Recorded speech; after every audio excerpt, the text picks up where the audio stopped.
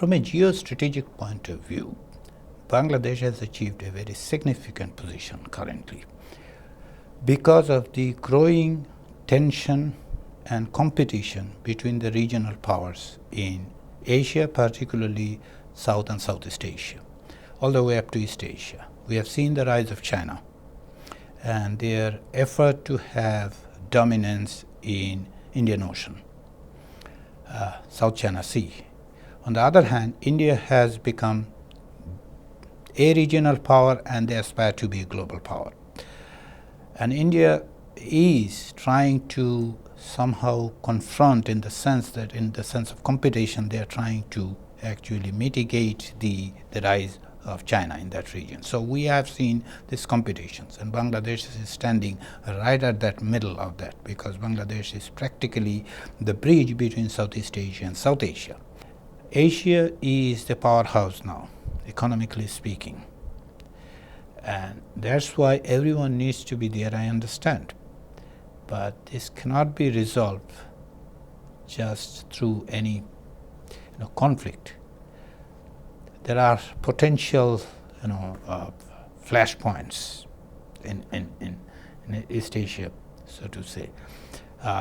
But at this point, I think the coming years are very challenging, particularly what role they will play in the region, how that is decided, how the countries within that region actually has some say in this equation is an important too. It should not be considered that, okay, three major powers can actually decide and split the whole thing. It's not a piece of cake that you divide into three pieces.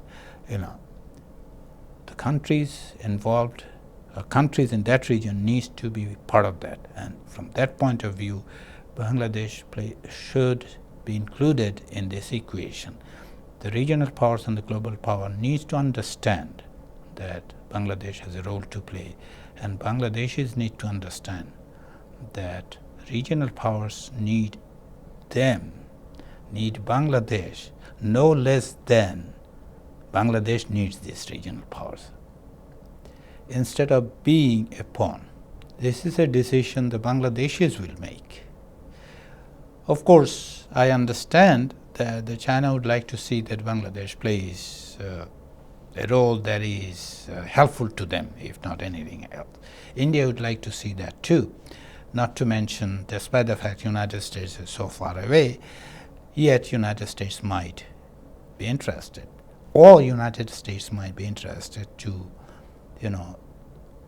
think that might be interested that one of the regional powers will play the role that is beneficial to the United States.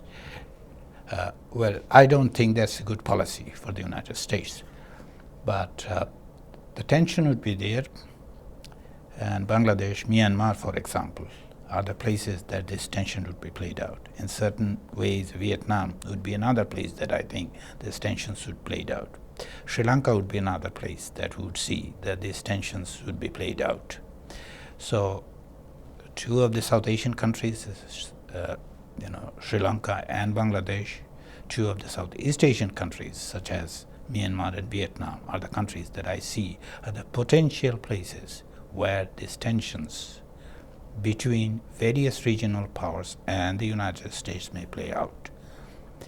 It is too early to make any definitive statement, and unfortunately I don't have the crystal ball that I can look at it and say, okay, here it is, that is how it is going to be played out. But I am anticipating in many ways that those would be the places where these tensions would play out, hopefully in a constructive manner.